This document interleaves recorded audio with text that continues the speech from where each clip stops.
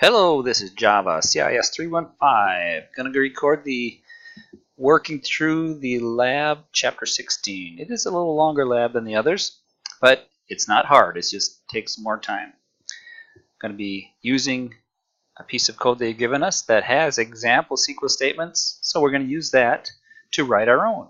We're going to be getting information out of the database and putting information in. Okay? First thing we're going to do is just test the code that they've given us. We downloaded it from the lab student files provided. Going to go to Eclipse and start a new project. New Java project. Give the name, my last name, chapter 16. I'll call it DB project. There's my project down here. I'm going to open that up. It's going to be dragging the source code that I have downloaded and I have over here in a folder. Drag that teamdb file over to our project. Making a copy. Come down here and I see it's got some problems. Let's take a look. Before we can run this, we've got to find the code problem.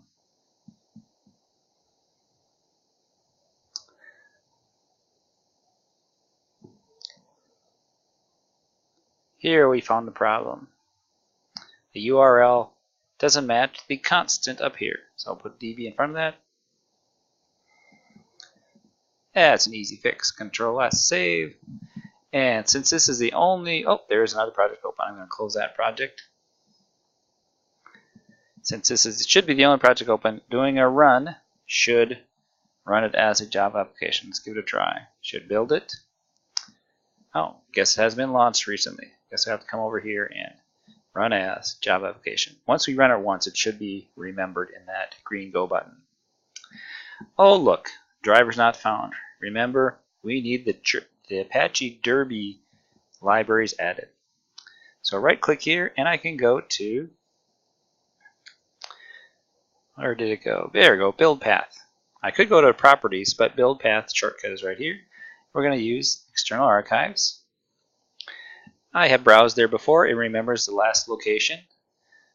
Just for reminder, we downloaded Apache Derby. I'm using 10.14.2.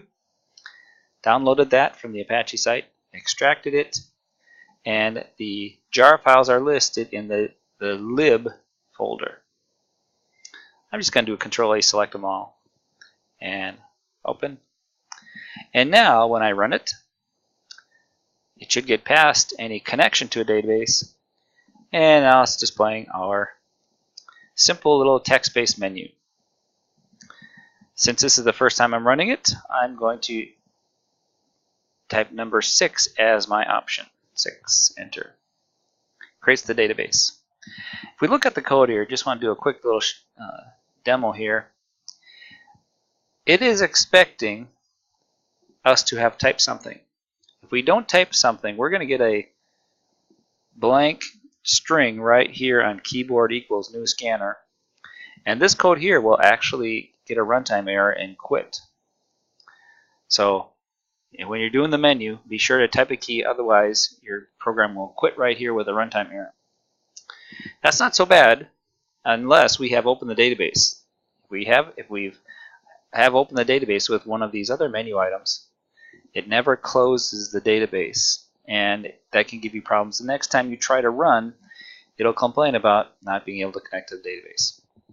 Okay, so it created a season. Now let's try number 1 in our option here. And what do we get? We get some output. So it is reading data from the database and doing something with it and displaying it. We'll look at the code that does that.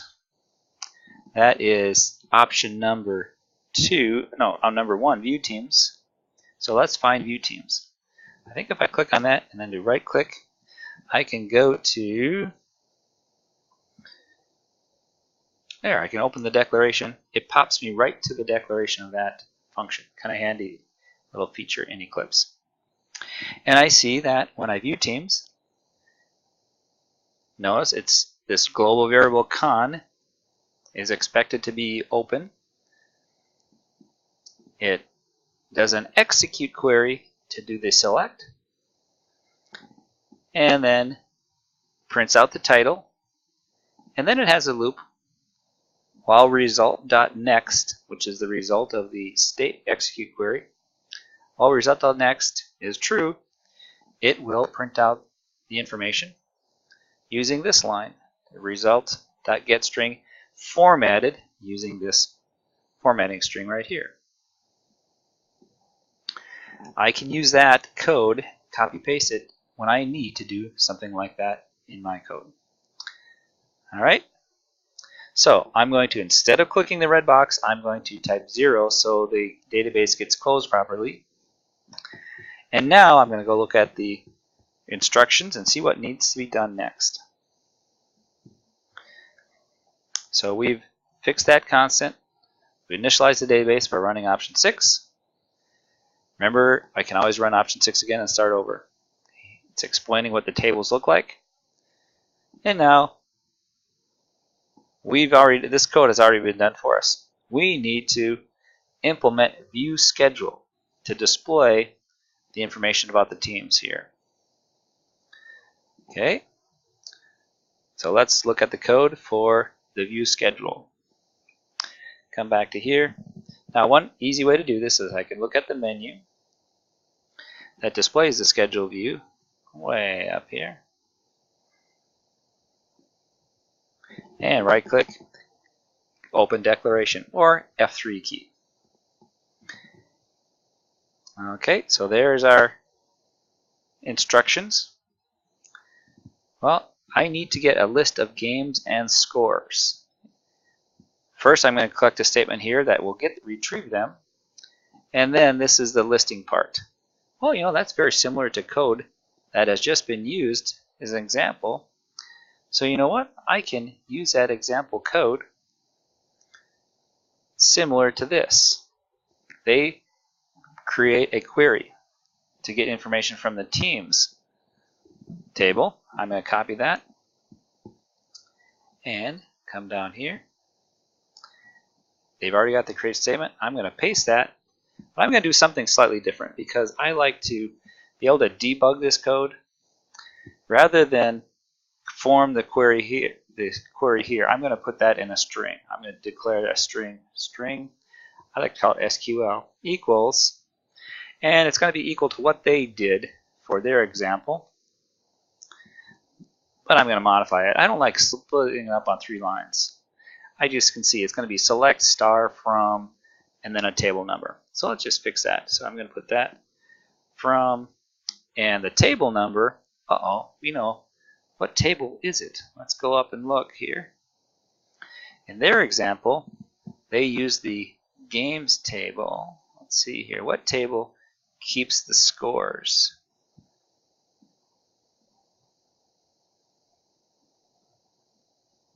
So the games table is going to be keeping, the games table is what should have the information about the scores. And we see that the game number is an integer. The home team is a name. Home team score is an integer. Visitor team is a name, a string.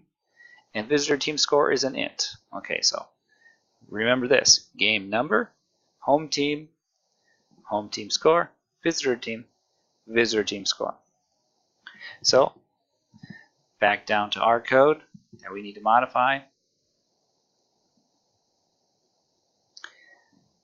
It should be the games.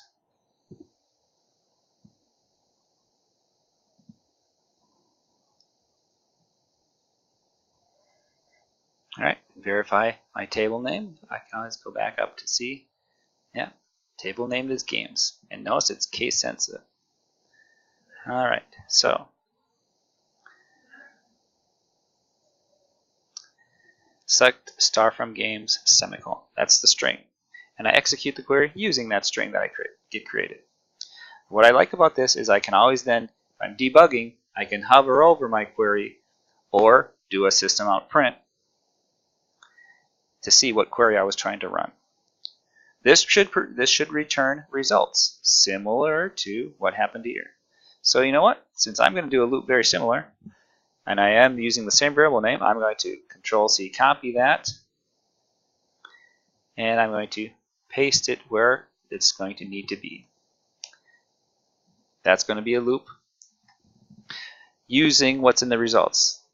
Only, I'm going to be displaying this information: game ID, home, score, visitor score. So I need that same format that they used here. So I'm going to copy that, Control-C, use that same format as I list my results. So this table has different results. Kind of goofy the way they split it up on 2 lines. I guess I'll leave it the way it is and we'll clean it up later. Okay, so we're going to get game ID. So that was an integer. So I'm going to copy that one. It's going to be integer, but it's not wins, it is game number, right? Then the string is the home team.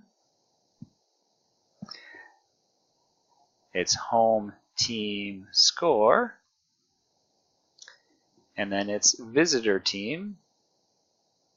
If I spell these wrong, it's going to give me a SQL error. And visitor team score.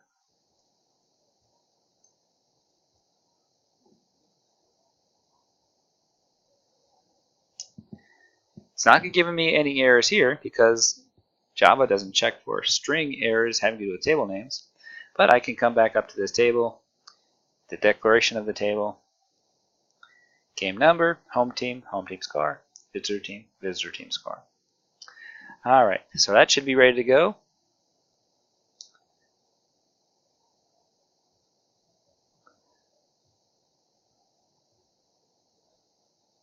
That's the view teams.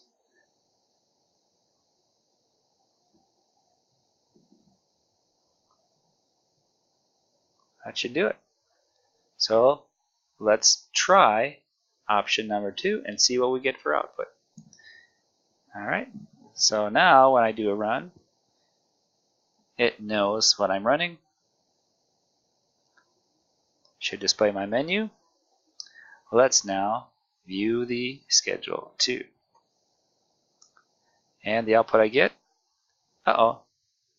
invalid character string format for type int. I forgot to modify my code. Let's go back to there. And I better exit the program gracefully, typing 0, so it does close the connection. Go back to my code here, and I should have paid attention here. That visitor team is a string, so get string there. String int. That should do it. And that's an int. Let's get that guy to line up.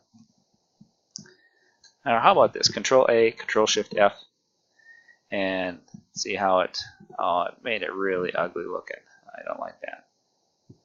We'll leave it like that. It's easier to read. The formatting, auto-formatting, globs them all together. All right, now let's try running that. Hopefully that was the problem. View schedule. There we go. So see, by using the same format that they use to display the titles of the columns, saves me the work from trying to figure that out. All right, so the next step now, back to our instructions, is adding information. We want to be able to add in a new team. And an example would be to enter the Braves team. All right, let's take a look at the code to do that, which is going to be adding a new team. So that's option. Let's see what option that is. Option 2. No, sorry, option 3. So double click and then open declaration. There's the add teams, and there's my task. I need to ask the user for a team and then enter that team into my table. Well, I've got examples of how the insert looks up here. And I have examples of how to get input from the keyboard. Keyboard next line is their answer. So team name is what I'm expecting to store that in. It looks like they should have put a comment here. Store user input here. Since they use that variable, might as well use it here. So we do team name equals keyboard dot next line read team name. Now we're not doing any validating, but I might think I might want to do it in the future, so I'm going to put a to do add input validation. They could be doing a SQL injection on me. We're going to ignore that for now.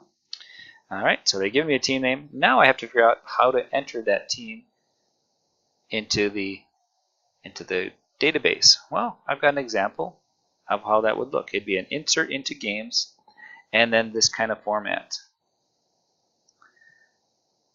So let's do a statement insert into. It's not going to be the games table, so I'm copy that part of the statement. Come down here. Insert into teams.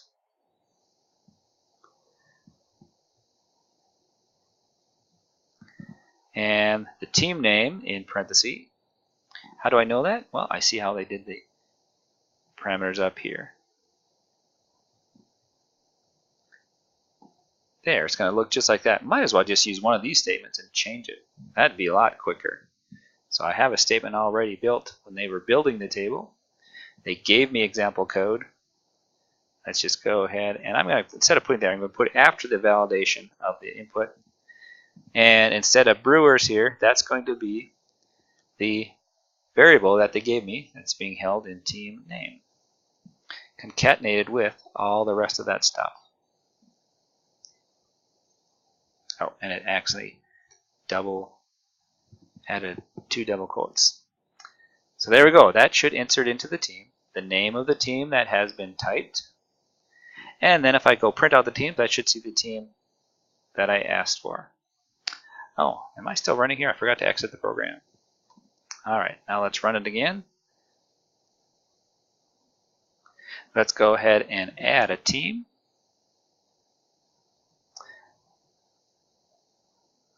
Uh-oh, I forgot to display a string. Braves. And no, I forgot to display, please enter another team. So let's go ahead and ask for input for waiting for input. So system.out.print. I can do a print line because I want the cursor to go right to the end of that line and wait. I'll ask for a team. I'll say new team name, question mark, and then wait for input. In the validation, I should check that they are not trying to ask for a team that's existing or an illegal team name. All sorts of validation could happen there. But they haven't asked me to do that yet. Let's make sure they can, and I do insert. So far, it actually should have inserted a name. Let's see if there actually is a team here. Let's now view team standings. And look at that. My Braves team showed up in the list. So I know that will work. I'm going to do a graceful exit with a 0 before I try running it again with the proper question. Let's see if this shows up the way I expect it to. Let's run it again now. And try option 2, or sorry, option 3. Team name. Oh, it's not putting my cursor at the end of the line, but let's go ahead and type in a name, Hawks, and enter.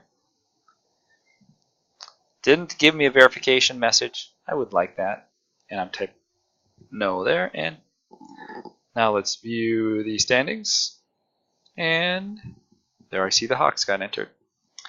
Hey, no, I think it would be nice to alphabetize these when they're listed. We'll add that later. You can refine it. All right, gonna do a graceful exit with a 0. All right, now change information in multiple tables. We want to enter scores. We're going to ask for scores for both teams and update the games table. So we're going to determine win, loser, or tie. Here's the data they would like us to enter.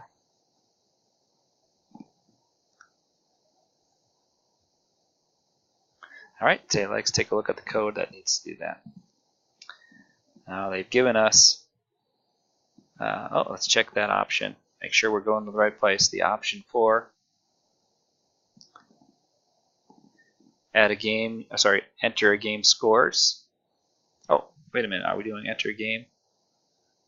Yeah, we're entering the scores, and then we'll do add game.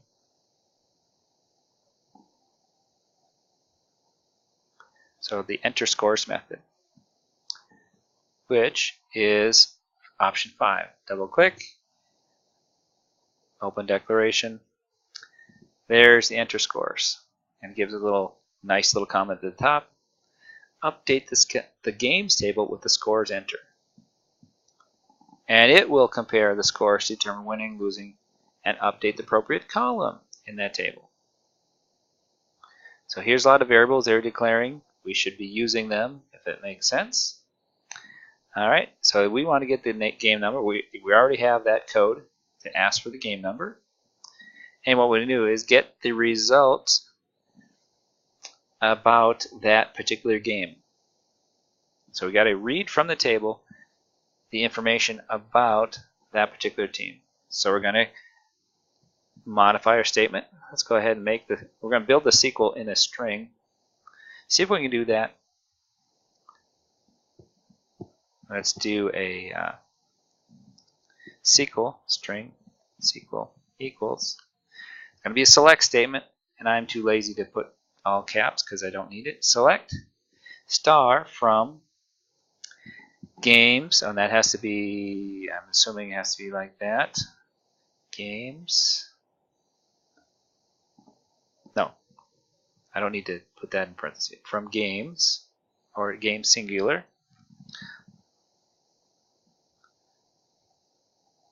No, it is plural. And the number of the game is game number.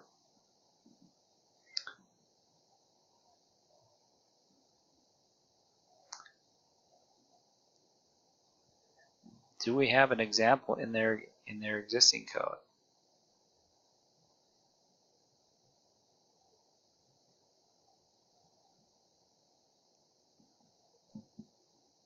Okay, there's no example doing that, so I have to figure that out myself. I'm pretty sure it will look something like this. I remember the name of the table is games, not game singular. And where is the criteria? Game number, that's the name of the field, number, equals, and then I need the name of the actual variable, game number. And get rid of that extra quote hanging around.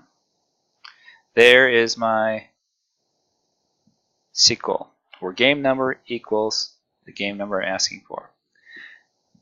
All right, now let's execute that query and also get the results back because we need information back from here. We're doing a select query. So result equals the statement dot execute query with the SQL string I've just created, and that should give me some results.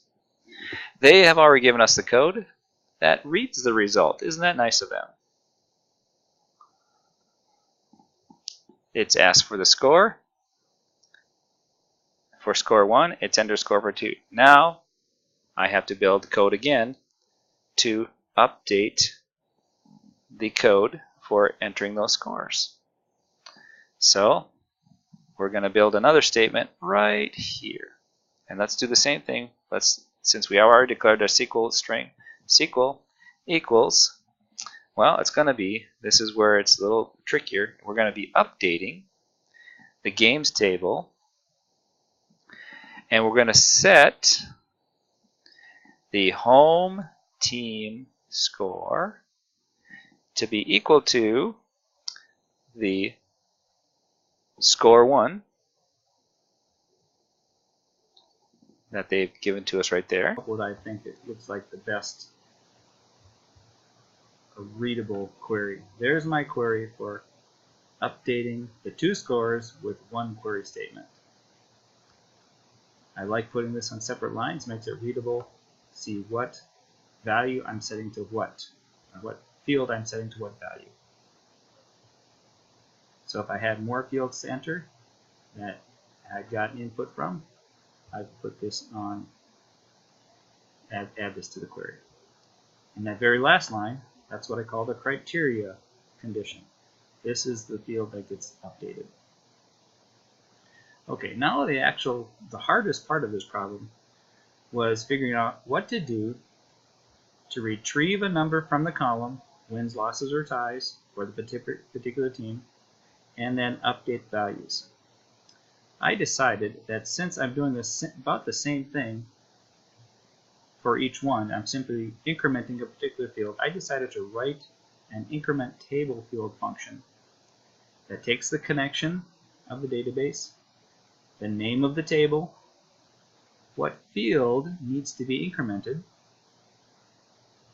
and the criteria, the very important criteria of which particular record in that table gets the update.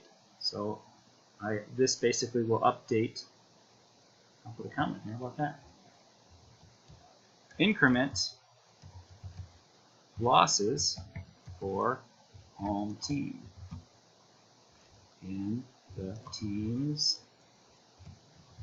table. Okay, there's all the parameters. The teams table, the losses, the criteria for incrementing. And then do the same, or do a similar thing, this time incrementing the wins field for the team, visiting team. After looking at the code and seeing, it's almost the exact same code, you connect the database, you read what the losses are for a particular team, add one to it, and then update it. Rather than duplicating that code multiple times, I duplicated the call, and let's now take a look at that function. Select, right-click, open declaration, and I come down here, added a comment to this that basically says this is a utility to increment wins, losses, or ties for a particular team. Because I'm in the main, everything has to be static, public static void. I've made it somewhat generic, taking a connection to any database, calling it C, the table that's going to contain the field to be incremented, the name of the field to be incremented, and the criteria.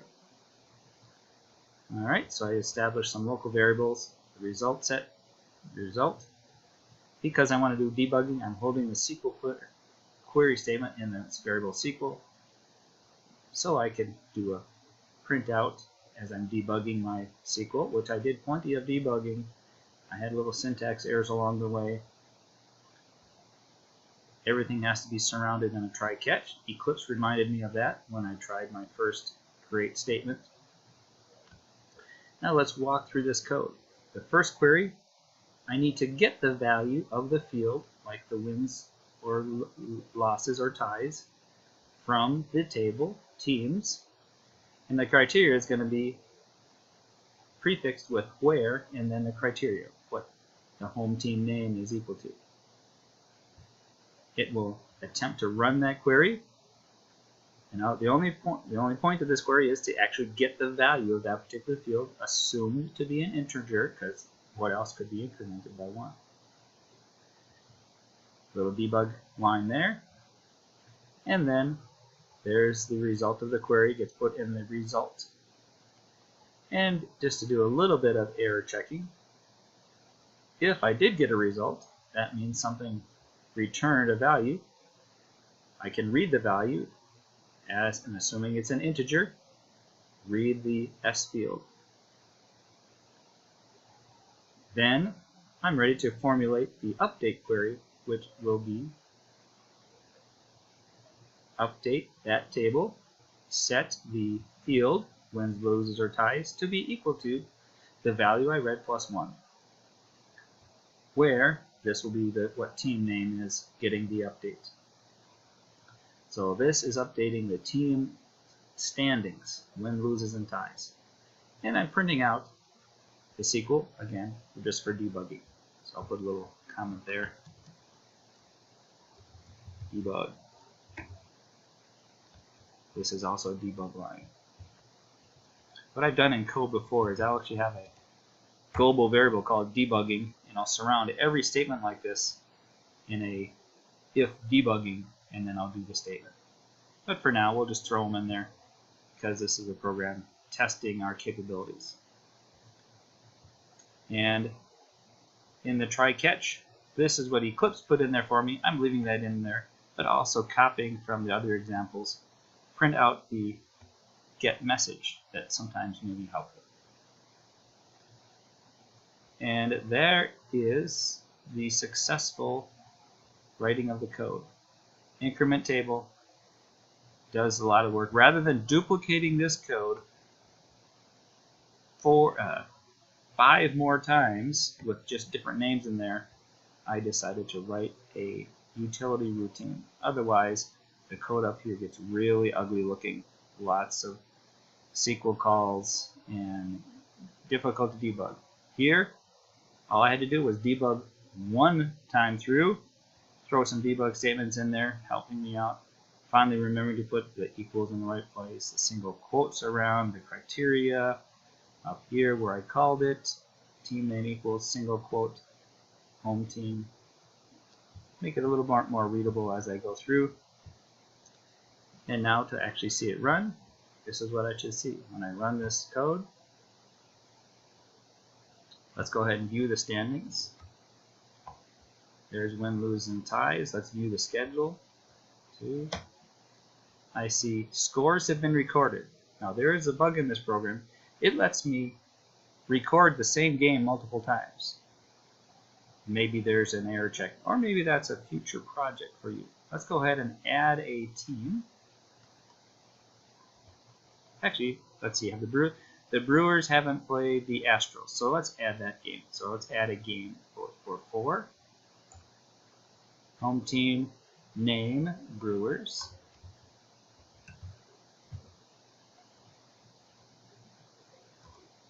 Visiting team name is Astros. Sorry. Brewers haven't played the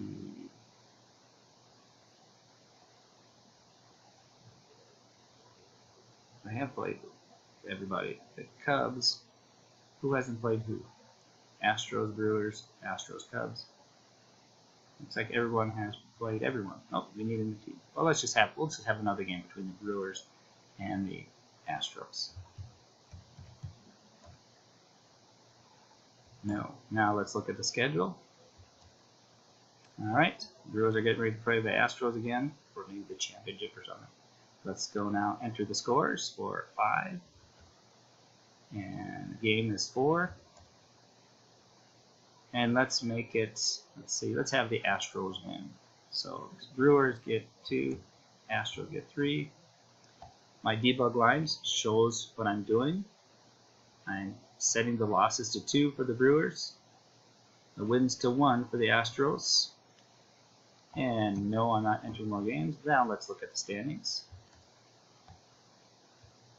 Brewers lost twice, Astros won once, tied once, and lost once. Now there should probably be some sorting here. Let's see what they want us to do in the lab. I'm going to exit gracefully with a 0. Make sure to close that connection. And let's take a look at our lab requirements here. Oh, that's not it. Where's my lab requirements? Here they go. My lab requirements. Entered some games. Oh, that's it.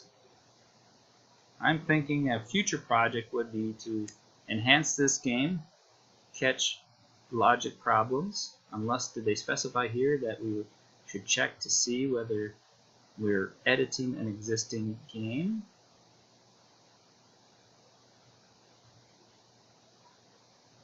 Well, I guess so far we followed the specifications.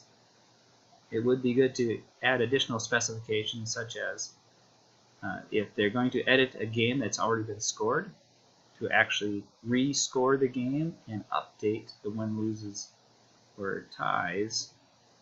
That would make it a more robust program. We'll consider that for future projects. This is probably the longest project. Most of the time was spent formulating those query statements.